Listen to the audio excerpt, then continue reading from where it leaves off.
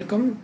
The topic we'll be discussing in this lecture is allocation of frames and thrashing. So first, let us start with allocation of frames. So basically, allocation of frames is deals with like initially when the operating system want to bring a process to the main memory, it should decide like how many frames should be allocated for this particular process. So this decision should be taken. So there are several uh, frame allocation schemes available. The basic, the basically there are two schemes we have. One is called as equal allocation. The other one is called as proportional allocation. And there are several variations of these schemes are available. We'll have a brief introduction about these uh, allocation of these frame allocation schemes. So let us first start with equal allocation and proportional allocation. So coming to equal allocation,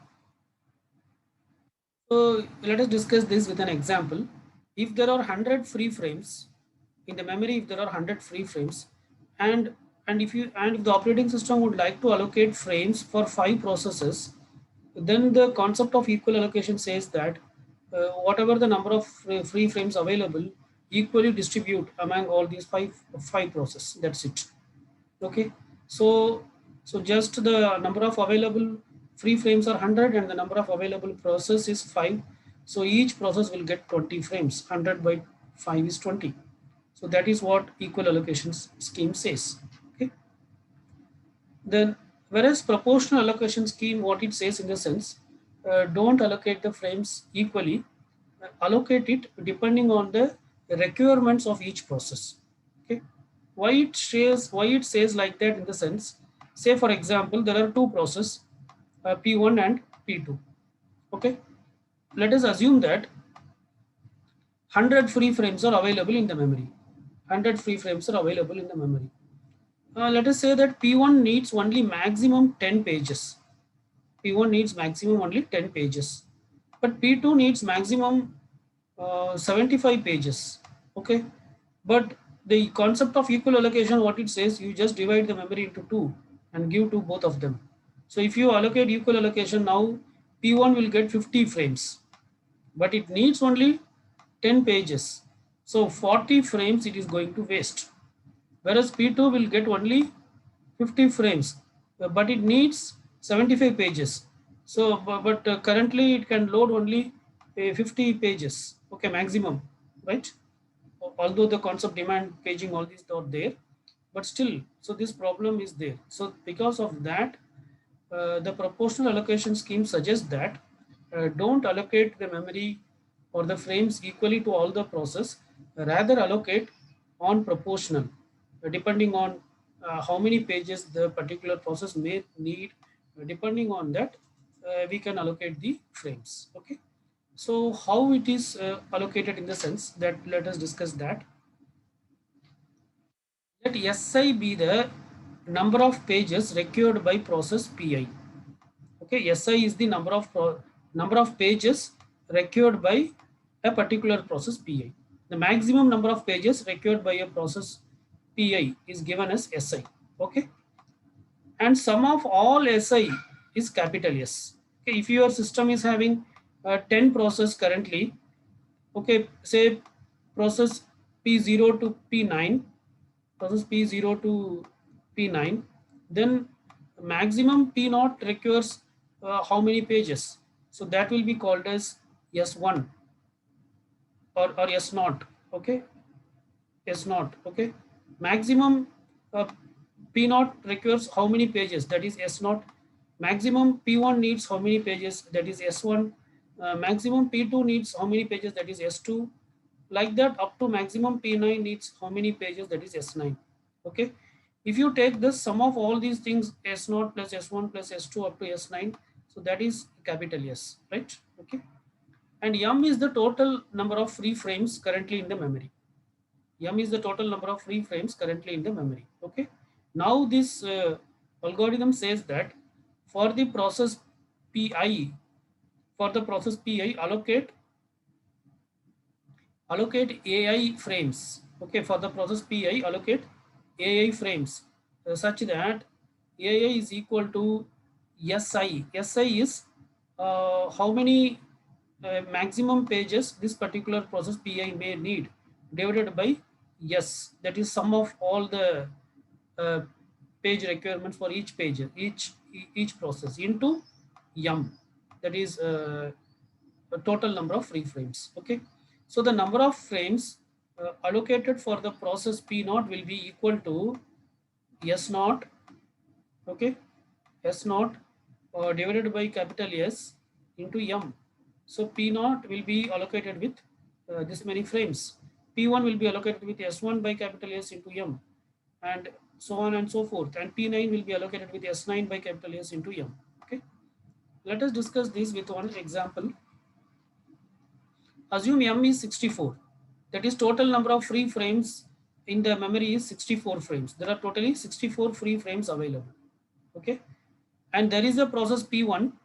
There is a process P1 and P1 needs maximum 10 pages.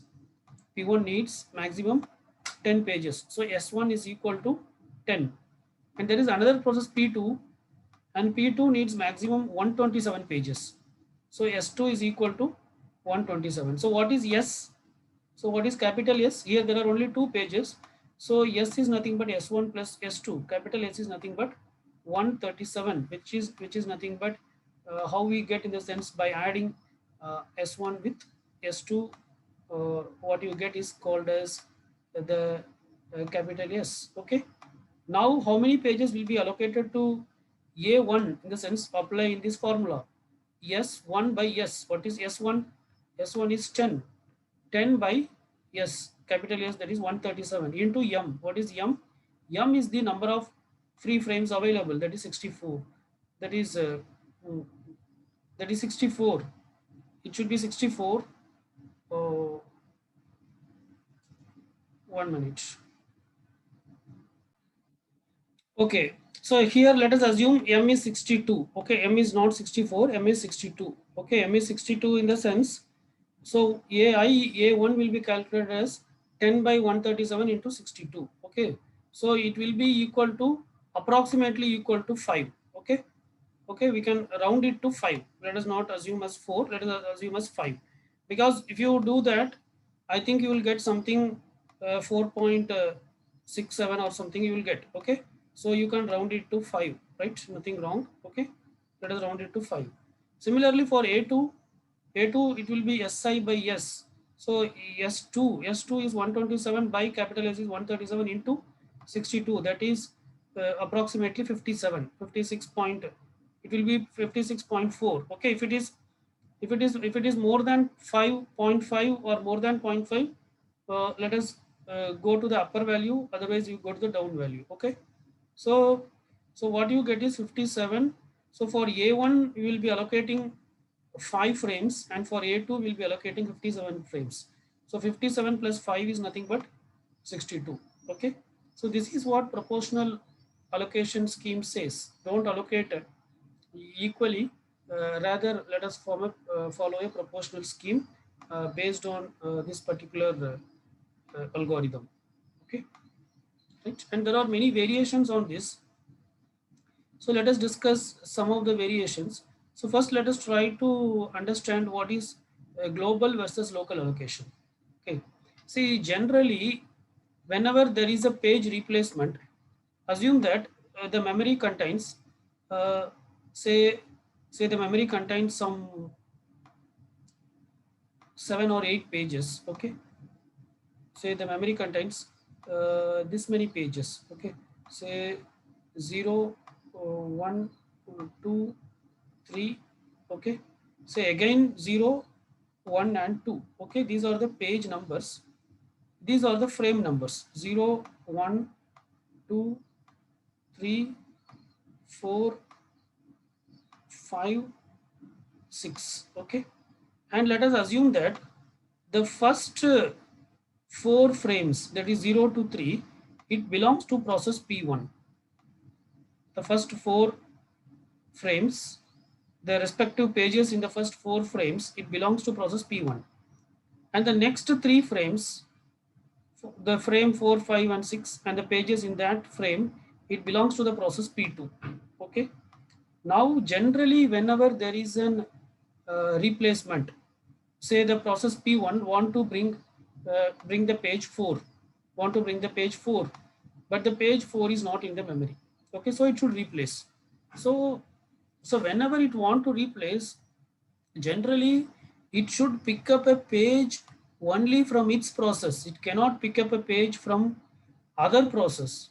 So from this 4 frames, it should identify one page. It should identify either 0, 1, 2 or 3. It cannot enter into the area of the next process. P2 it cannot enter. Okay. So so it should pick up any one of these pages. Maybe it may pick up 2, it may move 2 to the hard disk, and it may bring 4 to the new this particular frame. Okay. So this is how generally frames are replaced. This type of replacement is called as local replacement. This type of replacement is called as local replacement. Okay. So whatever the algorithms we have discussed for frame replacement, all these we have discussed assuming it as local replacement. Okay. That is, a process will replace the frames only those frames which belongs to that particular process. It won't replace the frames which belongs to the, it won't replace the newly coming frame with the frames of some other process. Okay. So that concept is called as this particular concept is called as local allocation. Okay. But this is not always so that doesn't mean that mm, there is no other option. So always we should follow with local allocation. No, there is also an option called as global allocation. By global allocation, a process can even replace the the frame which does not belongs to its it that does not belong to that particular process. So in that case, when you want to replace, say now the process P1 want to replace another, bring another page 5. Page 5 is not in the memory. So if process P1 chooses to replace this page 1, which belongs to process P2, it, it decided that let us replace 5 with the page P2, with the page 1 of P2. Then the page 1 of P2 will be moved to the disk, and 5 will be brought into this location. But actually this location does not belongs to process P1, it belongs to process P2. So this kind of replacement is called as global allocation. Okay. So this is what is about local allocation and global allocation. Okay. So global replacement, what it says in the sense, process selects a replacement frame from the set of all frames. One process can take a frame from another. Okay. So basically, with global allocation scheme, it may result, sometimes it may lead into some form of confusion, because the other process should be aware which if you are replacing some other process frame, it should be aware of it. Okay. So with the global replacement, the execution time may vary greatly, but actually it increases the throughput. It increases the throughput, and also you can say that it is one way to effectively utilize the memory. Okay. Whereas local replacement, each process selects only from its own set of allocated frames for replacement. Okay. So the advantage of this local replacement, it is more consistent, but sometimes the memory may get underutilized. So this is what is about global replacement and local replacement. Okay. And there is also something called as priority allocation or priority replacement. So this is in connection with global replacement. So in global replacement, we discussed that a process can replace a frame or a page that belong to some other process also. So in that case, how it will identify the process, from which process I can take the page, how it will know. So one of the option is that the process can, a high priority process can replace the pages or the frames that belong to the low priority process. Okay. So let us assume there are two processes, say P10. Say P10 is occupying some pages. Say some 2-3 pages it is occupying. Okay. So this is P10. Say there is another process P1. Say there is another process P1. It is also occupying some 2 or 3 pages. Okay, so this is P1. Okay, let us assume P10 is higher priority and P1 is lower priority. So let us say that P10 already has 3 frames, 3 pages in the memory, 0, 1 and 2. It want to bring another page 3. So now instead of replacing its own pages, it may take a page from P1 and it may replace. Okay, so P1 has these pages 0, 1 and 3. So it may select that page 1 from P1 and it may replace that with its page 3. Okay, because why it is doing, because P10 is of higher priority and P1 is of lower priority. So like that there may be many processes. So this process will pick up a process which is of lower priority, and with that process uh, it may use that process frames for page replacement. Okay, so that is called as priority allocation or priority replacement. Okay, fine. So next we will be discussing a concept called non-uniform memory access. See, generally the memory access is assumed to be uniform. Uniform in the sense, we assume that it takes equal time for the CPU to access any part of the memory. Okay, so that is called as uniform memory access. Uniform memory access means it takes equal time for the CPU to access any location in the memory. It takes equal time for the CPU to access any location in the memory. But this is not always true. Let us assume a computer with multiple boards. Okay, with multiple boards in the sense motherboard. So say a particular computer is having 3 motherboards. Okay, a particular computer at one of the computers, say it may be a supercomputer or it may be a server. Okay, it is having 3 motherboards, and each motherboard will have its own CPU and memory, right? Say I am calling CPU as C, memory is as M. Okay, so each motherboard will have its own CPU and its memory. Okay, that is main memory. Okay, so there are 3 CPUs in each of the board. I mean, in each of the board there is one CPU. So totally there are 3 CPUs, and in each of the board there is one memory unit. So totally there are 3 memory unit. But these are not 3 different systems. This is a single system. Okay. Now, say for this particular CPU, let us call it a CPU one. CPU one can access this memory more fastly when compared to this memory. Okay, and CPU can access this memory. CPU one can access this memory fastly when compared to this memory. So we can say this is memory one, this is memory two, and this is memory three.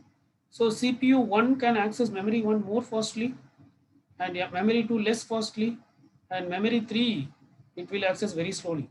Similarly, if you take CPU 2, it can access memory 2 more fastly, and memory 1 and memory 3 of equal time it will take.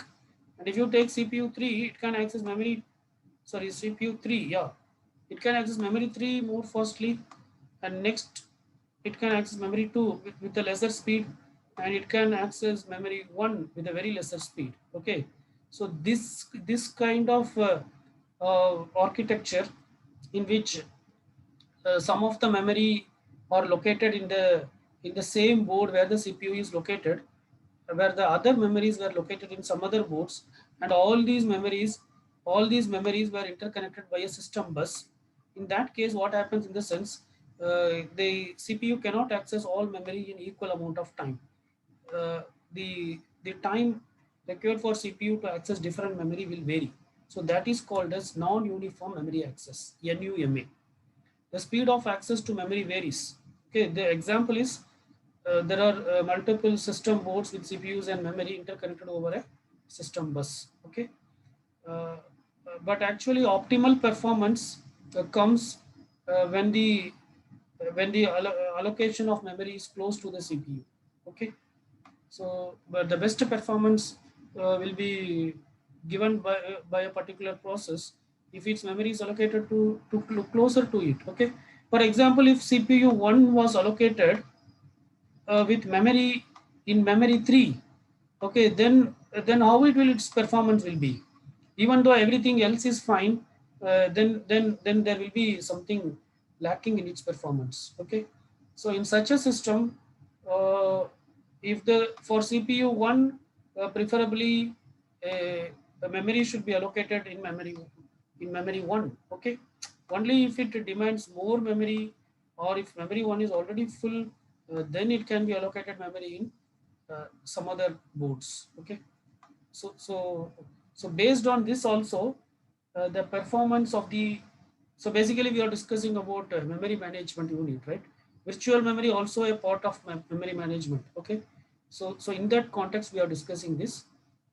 So if memories are distributed over multiple boards, so that may also affect the performance of the uh, uh, memory utilization, okay, or the speed, right?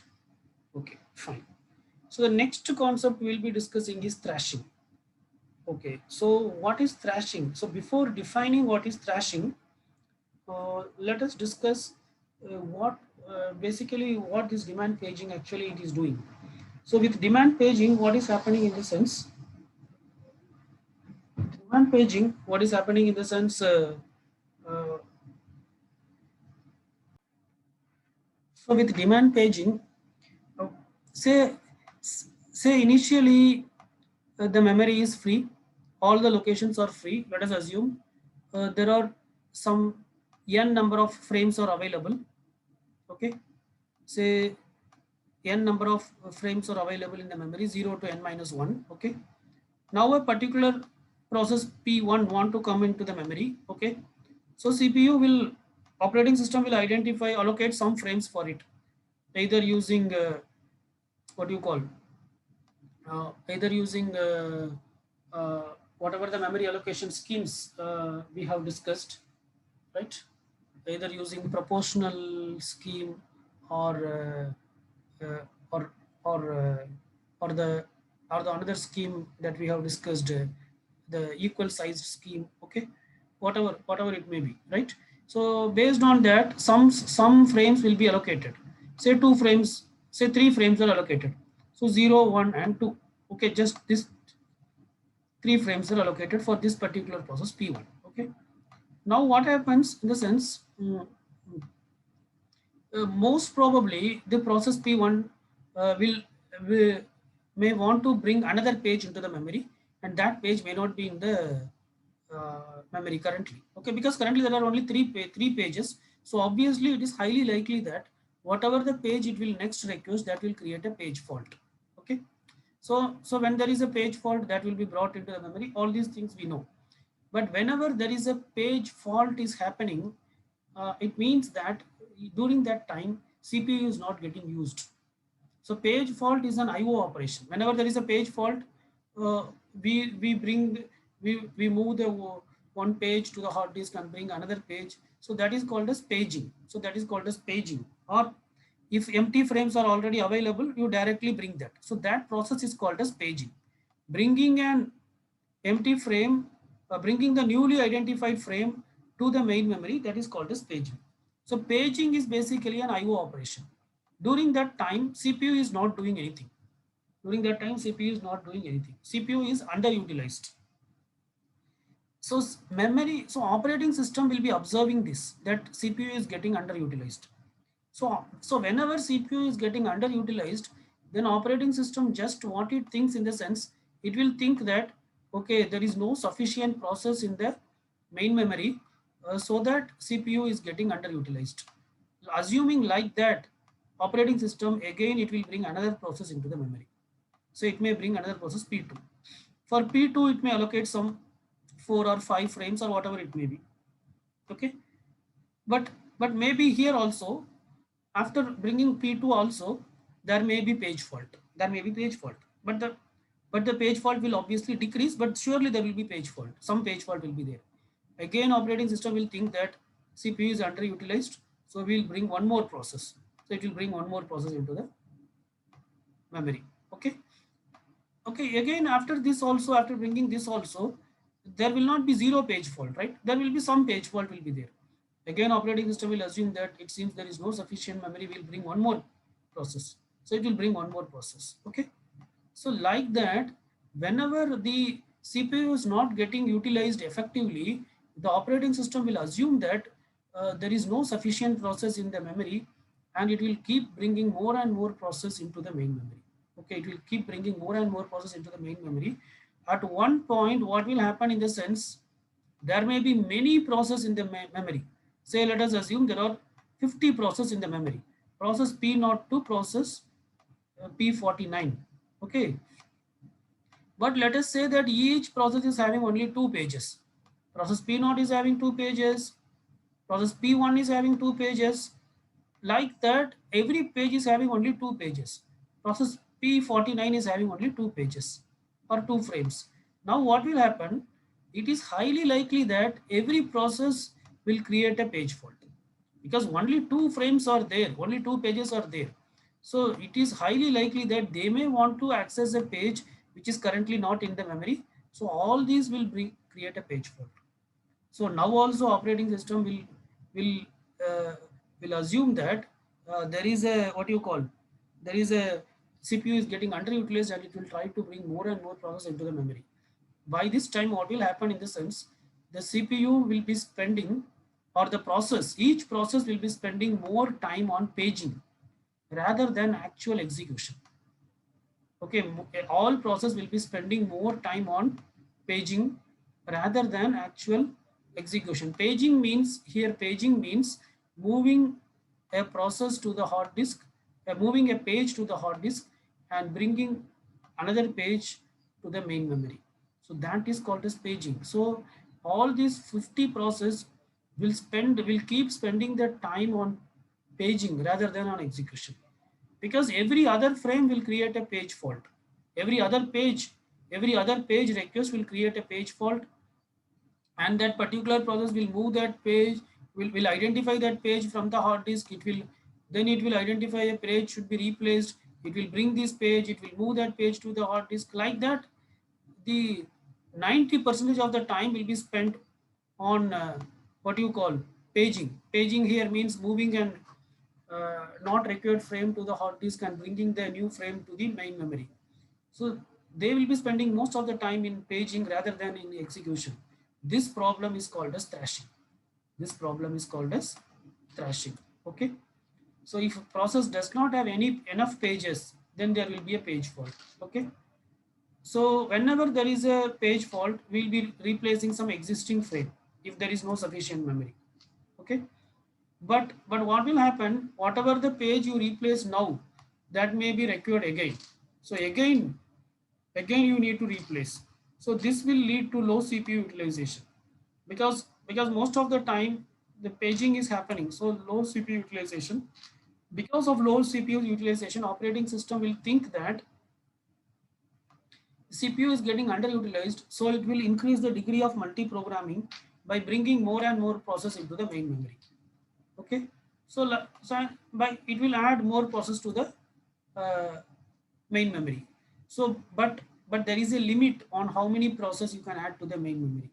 So there is a threshold. If it exceeds beyond the threshold, then what will happen in the sense, most of the process will be spending their time in swapping the pages. Okay, this swapping of the pages is called as paging. This swapping of the pages is called as paging. Okay, so most of the process will be spending their time in swapping these pages.